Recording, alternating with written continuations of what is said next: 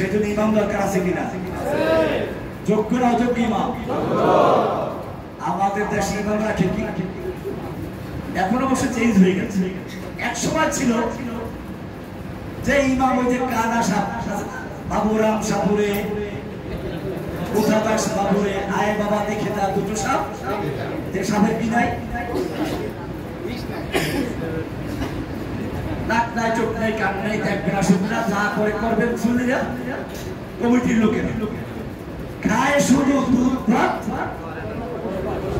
করে না কো ফুসফাস, মানে না কো ঢুসঢাস, ঢুসঢাস মারবে না, কোন প্রতিবাদ করবে না, খালি দাওয়াত দিলে খালি দাওয়াত খাইবে আর ঘুমাই থাকবে।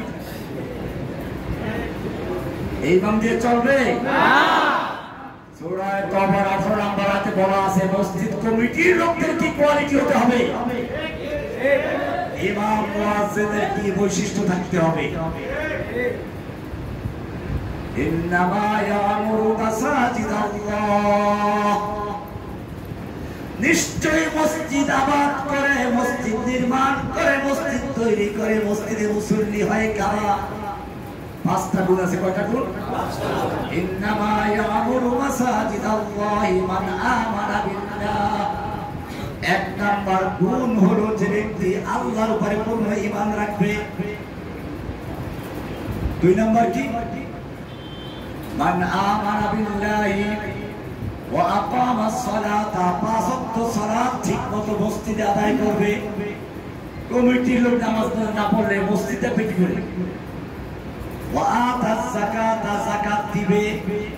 ওয়া লাম ইয়াখশা ইল্লাল্লাহ, আল্লাহ ছাড়া অন্য কাউকে ভয় করবে না।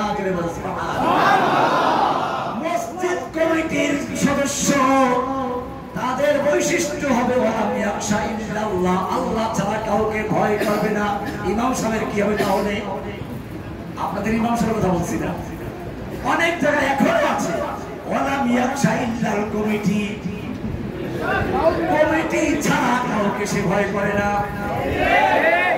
আল্লাহ বলছেন না ওয়ালাম ইয়াখশা ইল্লাল্লাহ, আল্লাহ ছাড়া কাউকে ভয় করে না। কয়টা হইছে? 4টা।